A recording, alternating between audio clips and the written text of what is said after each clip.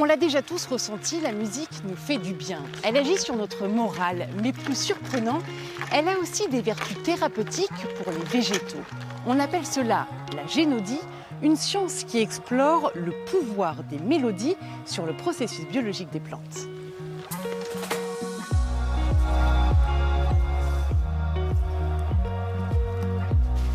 Bonjour Gilles.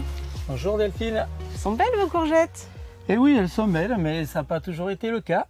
Par le passé, j'avais été impacté par un virus et il me bosselait les fruits et il me les décolorait. C'est le virus de la mosaïque. C'est transmis par les pucerons, en fait, tous les insectes piqueurs-suceurs. Et nous, par les plaies de taille, vous voyez, quand on cueille le fruit, on le dissémine et en 15 jours, on perd tout.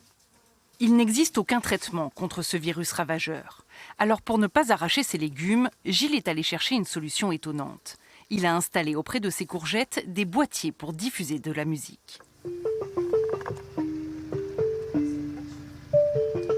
Tous les jours, pendant 10 minutes, elles reçoivent une bande-son appelée protéodie, contraction de protéines et mélodies. Quelque part, on inhibe le virus. Le virus est toujours présent, mais on freine son évolution et ça me permet d'aller au bout de ma culture. Pour moi, c'est la solution miracle. Vous auriez arrêté ? Ah, tout à fait. Si j'avais pas eu ce boîtier, si j'avais pas découvert ces mélodies, je pense qu'actuellement, je serais plus producteur de courgettes. À l'origine de ce remède étrange, le français Joël Sternheimer.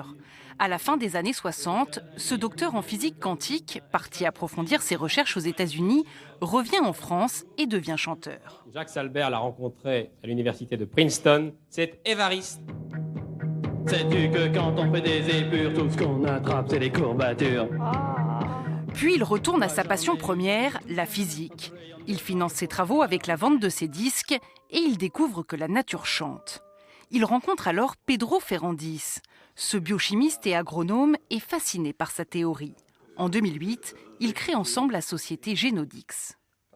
Ces travaux de physique montrent que ces acides aminés peuvent se comporter comme des ondes, et en l'occurrence comme des notes de musique, accordées entre elles.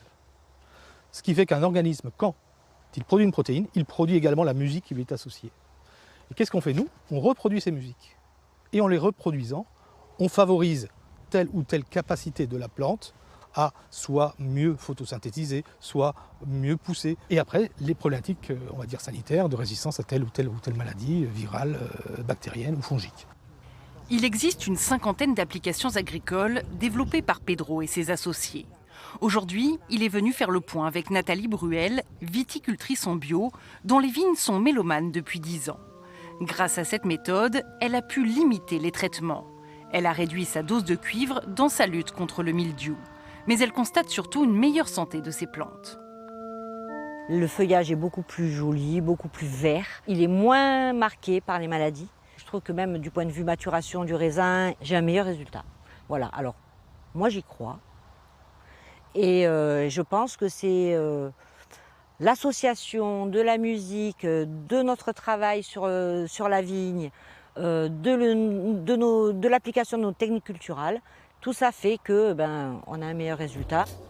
Après des années de controverses scientifiques, la découverte de Joël Sternheimer a obtenu un brevet européen en 2007. Et des chercheurs de l'université de Cergy-Pontoise en région parisienne ont aussi publié en 2020 leurs travaux sur la résistance des végétaux au manque d'eau grâce à la génodie. Un enjeu d'avenir alors que la sécheresse questionne de plus en plus nos modèles agricoles.